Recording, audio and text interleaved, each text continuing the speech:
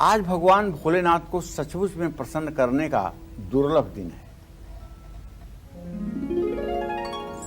आज महाशिवरात्रि के दिन सुबह स्नान करने के बाद, सूर्य को अर्घ्य देने के बाद, प्राणायाम करने के बाद भस्म का त्रिपुंड अपने माथे पर जरूर लगाइए। और चाहे रोज भले ही आप रुद्राक्ष की माला न धारण करते हों, लेकिन आज आपको रुद्राक्ष की माला भी धारण करनी चाहिए। जानते हैं, देवी भागवत में तो यहां तक वर्णन आता है कि जो लोग 108 मनके की माला गले में, 16-16 मनके की माला, 16-16 मनके का कंगन दोनों हाथों में, 6-6 मनके का कंगन माला जो है अपने कानों में और एक शिखा में, इतना रुद्राक्ष जो धारण करते हैं, ऐसे मनुष्य को देवता भी देख करके गगन मार्ग से प्रणाम करते हैं। चांडाल से चांडाल व्यक्ति हो, दुष्ट से दुष्ट कार्य करने वाला व्यक्ति हो, वो भी रुद्राक्ष धारण करने के बाद परम पवित्र हो जाता है। तो भगवान कृष्ण ने भी अर्जुन से कहा है, सद्यः भवति धर्मात्मा सांसत शाश्वत शांति निगच्छति कौन्तेयं प्रतिजानीह न मे भक्त प्रणश्यति। हे अर्जुन, जब कोई अनन्य भाव से मेरी भक्ति को स्वीकार करता है और मेरी शरणागति को प्राप्त होता है तो क्षिप्रम भवति धर्मात्मा, मैं तत्काल उसे धर्मात्मा बना देता हूँ। शाश्वत शांति निगच्छति, और उसे शाश्वत शांति प्रदान करता हूँ। कौन्तेयं प्रतिजानीहम्, हे कुंती पुत्र अर्जुन, ठीक से जान लो, न मे भक्त प्रणश्यति, मेरा भक्त कभी नष्ट नहीं होता है। उसी तरह से भगवान शिव की आराधना करने वाला भी कभी नष्ट नहीं होता है। महाशिवरात्रि पर ईशान कोण, जिसको नॉर्थ ईस्ट कहते हैं, उत्तर पूर्व दिशा कहते हैं, जिधर से सूर्य का उदय होता है, उस तरफ मुंह करके गंगा जल, दूध, दही, घी, शहद, फूल, शुद्ध वस्त्र, बेल पत्र, धूप, दीप, नैवेद्य, चंदन और ऋतुफल से भगवान शिव का पूजन अर्चन करना चाहिए। ध्यान, आवाहन, आसन, पाद्य, अर्घ, आचमनी, स्नान, वस्त्र, उपवस्त्र, गंधाक्षत, रुद्राक्ष, यज्ञोपवीत, पुष्प, धूप, दीप, नैवेद्य, ये सब क्रम जो हैं पूजा के, इसी क्रम से महादेव की आराधना करनी चाहिए। और जितना संभव हो सके महाशिवरात्रि पर 24 घंटे में जितना संभव हो सके ओम नमः शिवाय, ओम नमः शिवाय, ओम नमः शिवाय, इस मंत्र का जप करना चाहिए। और जिन लोगों की जन्म कुंडली में शनि और चंद्रमा की युति है, या शनि और राहु की दृष्टि चंद्रमा के ऊपर पड़ रही है, जो लोग डिप्रेशन के पेशेंट हैं, जो लोग मानसिक रोगी हैं, उनके लिए आज का दिन अमृत है। अगर आज किसी शिवालय में बैठ करके 2.5 घंटे लगातार आप ओम नमः शिवाय का जप करें, तो मैं विश्वास के साथ कह सकता हूं, आज के बाद से ही आपके मानसिक रोग में राहत आपको मिलना शुरू हो जाएगी। और यह उपाय 40 दिनों तक करने पर आप मानसिक बीमारी से मुक्त भी हो सकते हैं। मंत्र महामणि विषय ब्याल के, मेटत कठिन कुअंक भाल के, जौ तप करई कुमारी तुम्हारी, भाव्यहु मेटि सकहि त्रिपुरारी। केवल भोलेनाथ ही हैं जो भावी को भी मेट सकने की क्षमता रखते हैं। इनका इतना अधिकार है कि बिना बहुमत के भी संविधान संशोधन ये अकेले कर देते हैं। धर्मराज के यहाँ कुछ भी लिख करके रखा हुआ हो, चित्रगुप्त ने कुछ भी लिखा हुआ हो आपकी किस्मत में, लेकिन भोलेनाथ की कृपा के बावजूद वही होता है जो भोलेनाथ चाहते हैं। तो महामृत्युंजय मंत्र के जप का भी आज बहुत बड़ा विधान है।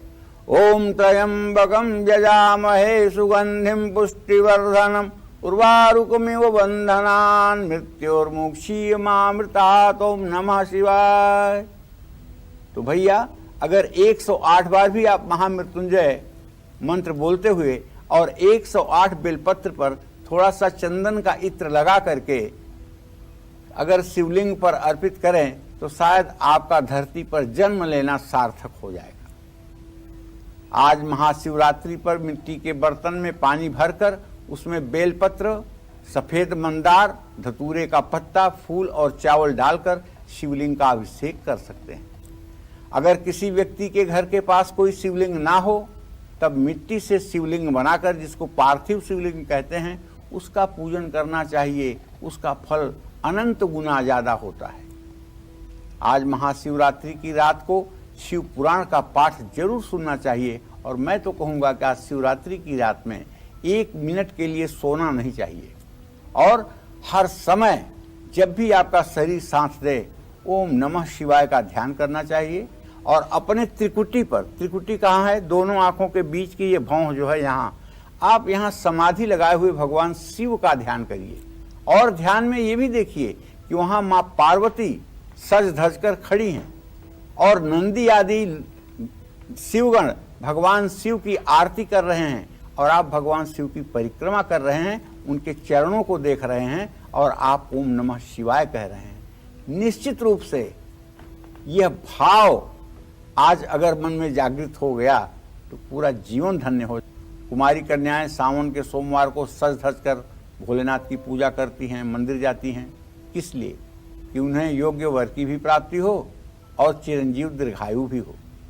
तो जल्दी अगर आप शादी चाहते हैं, मनचाहा जीवन साथी पाना चाहते हैं और पति पत्नी के बीच सामंजस्य अच्छा रहे, टकराव खत्म हो जाए, तो आज महाशिवरात्रि पर एक थाली में 11 पान के पत्ते, चंदन का एक टुकड़ा और 11 इलायची रखें।